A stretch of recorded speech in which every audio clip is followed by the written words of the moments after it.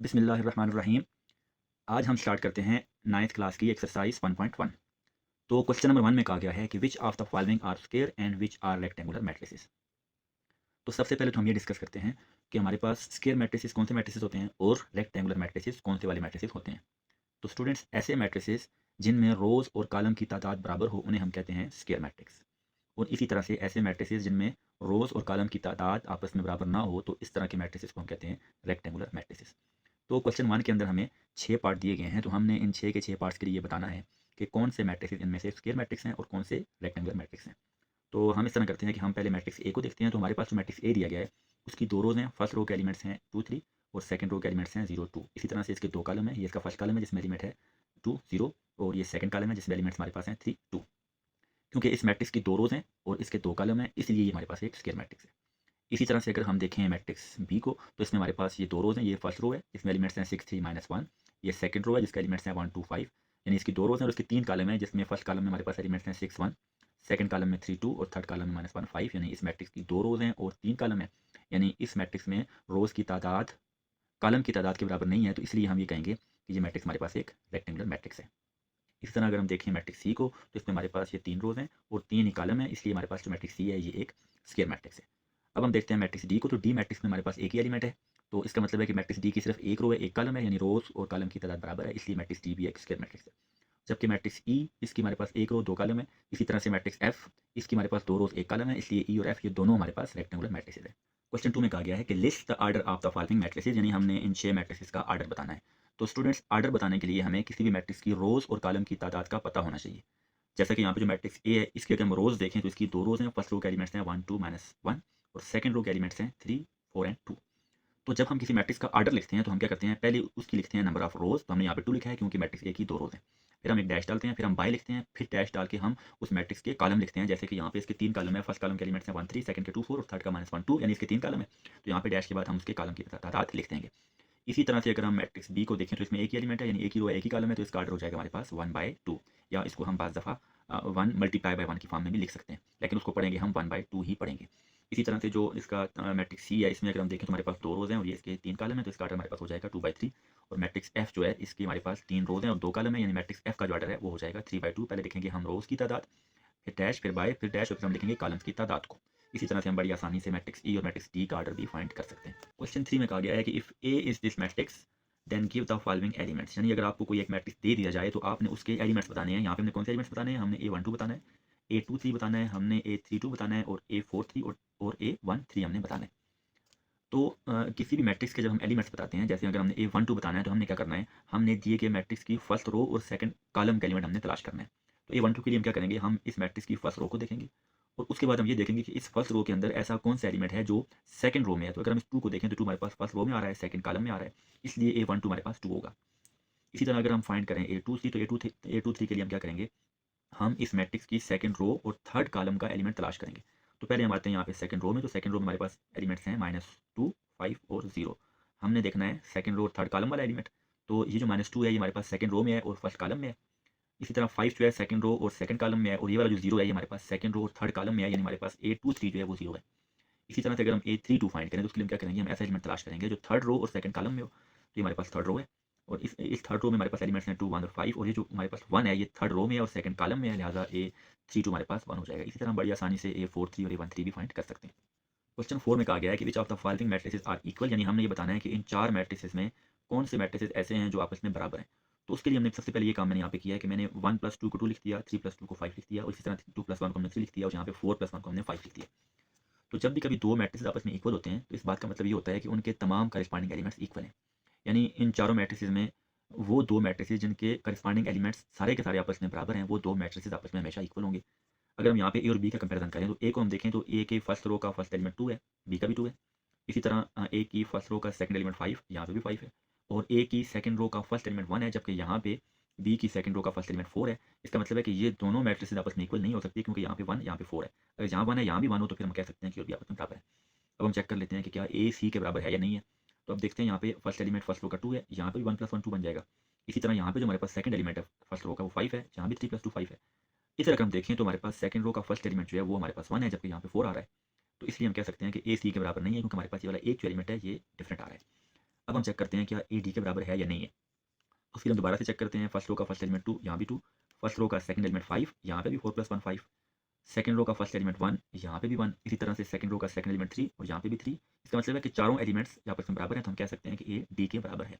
इसी तरह जब आप ए और डी को सिंप्लीफाई करेंगे आप और उसके बाद हम इनका कंपैरिजन करेंगे तो हम देखेंगे कि बी सी के बराबर आएगा। क्वेश्चन 5 में उसने हमें दो मैट्रिसेस दिए हैं ए और बी, और हमें कहा है कि for what value of u v and डब्ल्यू are A and B equal.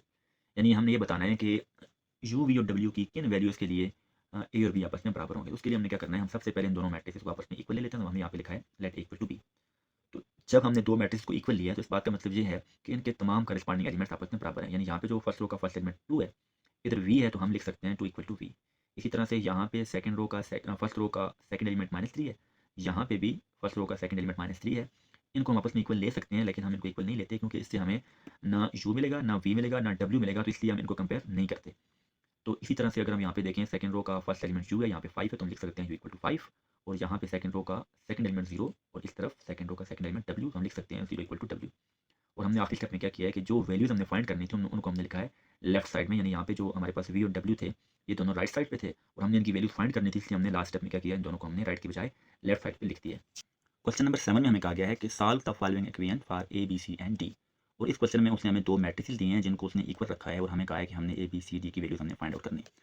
तो हम सबसे फर्स्ट स्टेप में ये करते हैं कि हम इन दोनों मैट्रिक्स को इसी तरह से आपस में इक्वल ले लेते हैं और उसके बाद हम क्या करते हैं, इनकी करस्पॉन्डिंग एंट्रीज को हम आपस में कंपेयर करते हैं। यानी हम ऐसा करते हैं कि यहाँ पे जो फर्स्ट रो का फर्स्ट एलिमेंट है यानी a प्लस बी, इसको हम इक्वल ले लेते हैं राइट साइड पे फर्स्ट रो के फर्स्ट एलिमेंट के बराबर हम इसको ले लेते हैं, तो विच इज इक्वल टू -1।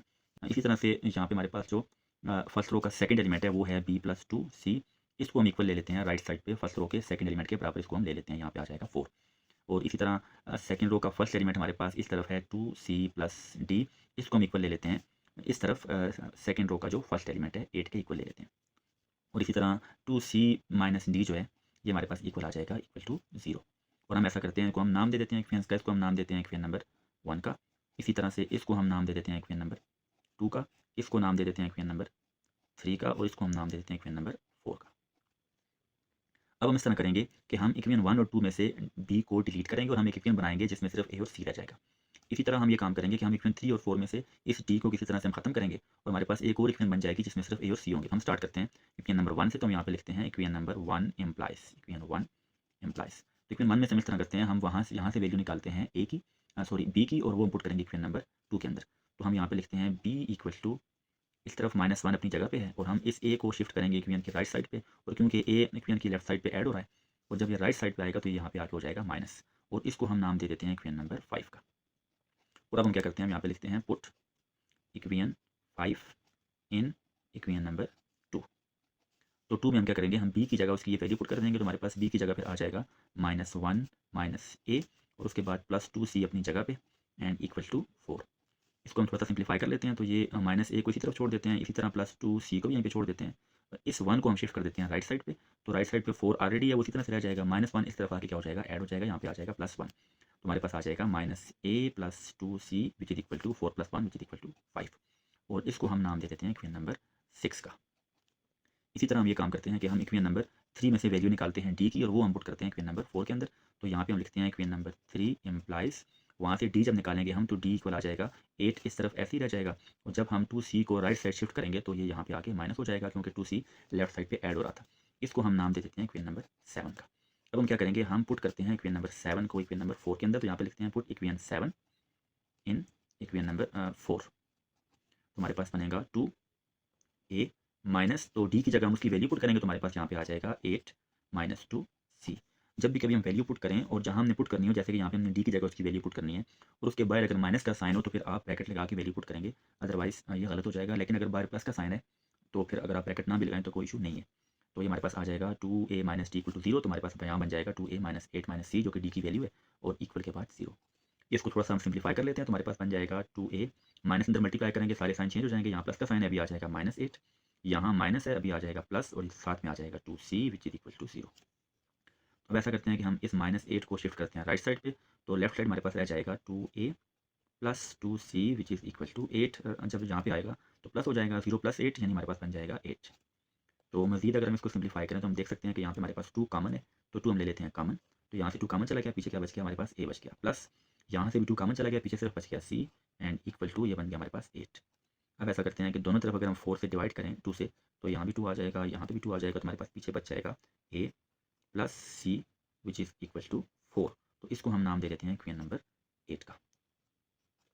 तो अब हम क्या करेंगे, हम इक्वेशन नंबर 6 और इक्वेशन नंबर 8 को सिंप्लीफाई करेंगे और इन दोनों को सिंप्लीफाई करके हम ए और सी की वैल्यूज़ को निकालेंगे। तो यहाँ नेक्स्ट पेज पे हमने इन दोनों इक्वेशंस को दोबारा लिख लिया ताकि हमें सिंप्लीफाई करने में थोड़ी आसानी हो जाए। तो हम अभी इस तरह करते हैं कि हम या तो इक्वेशन नंबर 6 में से ए को अलग कर लेते हैं और वो ए की वैल्यू पुट करते हैं यहाँ इक्वेशन 8 में, या हम इक्वेशन 8 में से ए की वैल्यू अलग करके उसको पुट कर देते हैं इक्वेशन नंबर 6 के अंदर। इसी तरह से आप यहाँ से इक्वेशन नंबर 6 में से सी की वैल्यू को अलग करके इक्वेशन 8 में पुट कर सकते हैं, या इक्वेशन नंबर 8 में से हम सी की वैल्यू को अलग करके इक्वेशन 6 के अंदर भी पुट कर सकते हैं।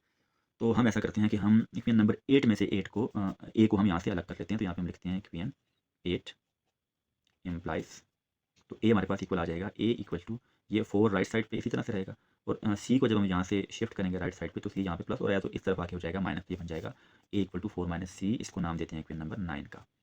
तो अब हम इस तरह करेंगे कि क्योंकि हमने ये ए की वैल्यू निकाली है इक्वेशन 8 में से, तो इस वैल्यू को हम यहाँ पे इक्वेशन नंबर 6 के अंदर पुट कर देंगे। अगर हमने ये वैल्यू निकाली होती है इक्वेशन 6 में से, फिर हम इसको पुट करते इक्वेशन 8 में से, तो हम यहाँ पे लिखते हैं पुट इक्वेशन नंबर 9 इन इक्वेशन नंबर 6।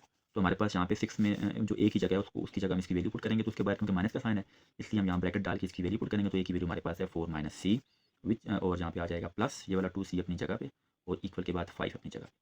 तो इसको अभी हम सिंप्लीफाई करते हैं, ये माइनस है अंदर साइन चेंज हो जाएंगे, यहाँ पे प्लस 4 है, अभी आ जाएगा हमारे पास -4, यहाँ माइनस सी है हमारे पास बन जाएगा प्लस सी, ये वाला प्लस 2 सी अपनी जगह पे और इक्वल के बाद 5 अपनी जगह पे। तो ये हमारे पास बन जाएगा -4 और सी प्लस 2 सी, तो ये हमारे पास आ जाएगा प्लस 3 सी और विच इज इक्वल टू 5। तो अब ऐसा करते हैं कि हम इस -4 को शिफ्ट करते हैं राइट साइड पे, तो लेफ्ट साइड हमारे पास रह जाएगा 3c और इक्वल के बाद 5 अपनी जगह पे, और जब ये 4 हमारे पास जाएगा राइट साइड पे तो ये इस तरफ आगे क्या हो जाएगा, प्लस हो जाएगा। तो हमारे पास पीछे बच जाएगा 3c which is equal to 4 + 5 which is equal to 9। तो c हमारे पास आ जाएगा 9 डिवाइड बाई 3 यानी कि 3। जब हम दोनों तरफ 3 को डिवाइड करेंगे तो हमारे पास c की वैल्यू आ जाएगी 9। तो इस तरीके से हमने a की वैल्यू अभी फाइंड कर ली है। तो अब हम ऐसा करते हैं कि इस c की वैल्यू को पुट करते हैं इक्वेशन 9 में, तो उससे हमें a की वैल्यू भी मिल जाएगी, और ये वैल्यू आप इक्वेशन नंबर 8 में पुट करें तब भी मिल जाएगी, अगर ये वैल्यू आप इक्वेशन 6 में पुट करें तब भी मिल जाएगी, लेकिन सबसे आसानी से हमें ये वैल्यू मिलेगी इक्वेशन नंबर 9 में से। तो हम यहाँ पे लिखते हैं put c equal to 3 in equation number 9।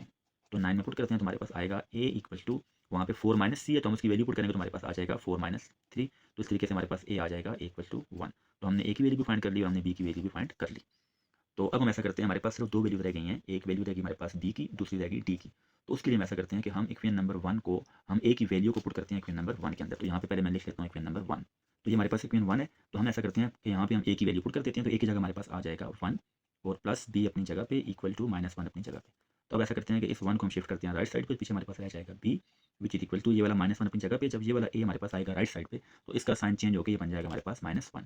तो इस तरीके से हमारे पास जो b की वैल्यू आएगी वो आ जाएगी -1 यानी -2। तो हमने b की वैल्यू भी फाइंड कर ली। अब हमारे पास बच चुका है सिर्फ d।